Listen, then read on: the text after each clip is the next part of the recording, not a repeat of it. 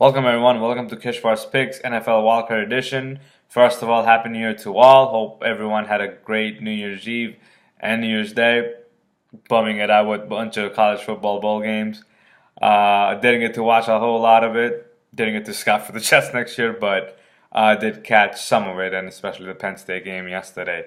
Um, NFL Week 17 recap. I went 11-5 with my picks. Almost had it with the Cleveland Browns pick. Weirdly, the Jets won. It's just odd. I didn't see that one coming, and just put a final nail in the Jets season. It was a miserable year, 5-11. I'm not, no one which a fan expected this after coming off 10-6 season, but I'm glad that Woody Johnson didn't make a boneheaded mistake by letting go of McCagnon and Bowles. I'm glad they'll be back for a third season to continue with their plan. Whatever it is at this point, I'm not sure what's going on over there.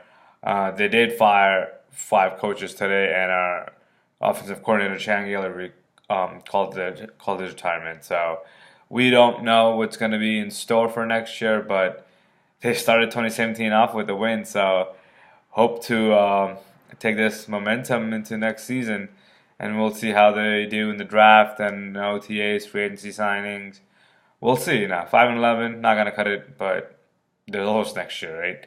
Moving on to NFL WildCard Weekend. Now, usually the WildCard Weekend is very exciting. However, with our first matchup, which is Oakland Raiders traveling to Houston Texans, I'm not sure how exciting this matchup will be. You got a rookie quarterback making his first NFL start in the postseason. Connor Cook up against the most overrated quarterback in Houston Texan history, David Carr. No, it's not David Carr. I just lied. Sorry, Brock Osweiler. I was thinking of David Carr because that was their first quarterback. Brock Osweiler versus Connor Cook. One of the worst quarterback matchups you can think of in modern day era. But unfortunately, ESPN will have to televise this game. Sucks for them. And keys to this game, I don't think the Raiders have a shot at beating the Texans. Texans quietly have the #1 defense in the league right now.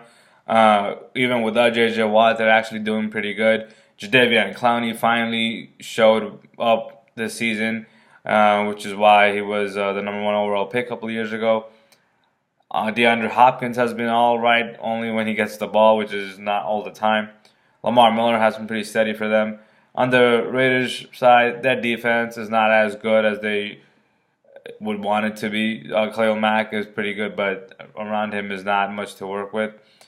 The offense will struggle heavily, as you saw last week against the Broncos. They looked hopeless.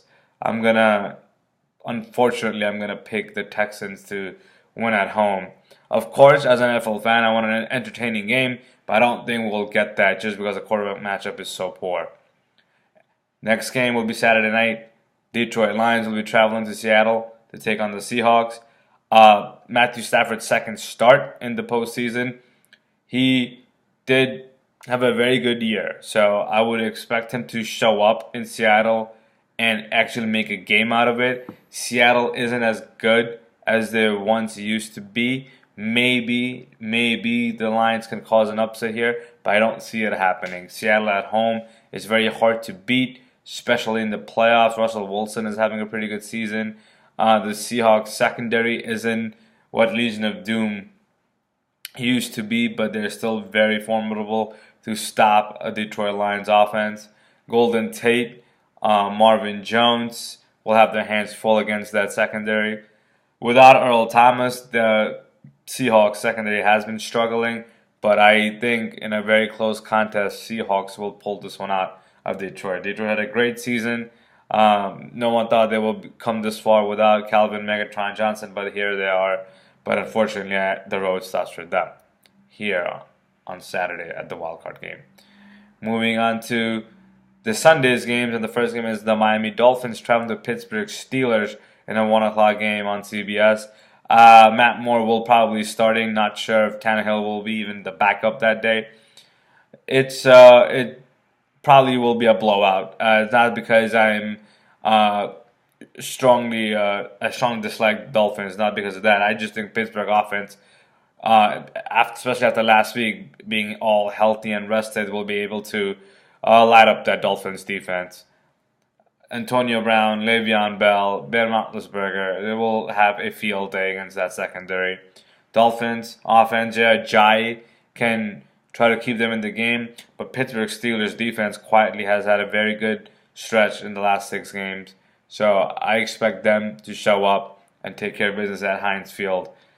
Miami will fall at Pittsburgh. And the last wildcard game we have is probably the game of the week, and that is New York Giants traveling to Lambeau Field to take on Green Bay Packers. Now, Giants and Eli Manning actually beat the Packers twice in the playoffs, so the Giants will not be stranger to visiting Lambeau in January, especially. Aaron Rodgers' 6-game winning streak, he has been phenomenal. I would expect him to continue that. I want him to continue that because he's just a great quarterback. The Giants' defense is very solid. There will be a tough matchup for this Green Bay offense. Giants' defense will catch a break because secondary for the Green Bay Packers is non-existent. Odell Beckham will have a field day against this team. This will be a shootout. And in a very close shootout, I expect Aaron Rodgers to pull it out at the end and have Green Bay advance to the divisional round. So there are the picks for this week. Houston, Seattle, Pittsburgh, and Green Bay. I'm picking all home teams to defend their home turf this weekend. As always, like, subscribe, comment. I will see you next week with the divisional round matchups. Everyone enjoy the wildcard playoffs, and I'll see you guys next week.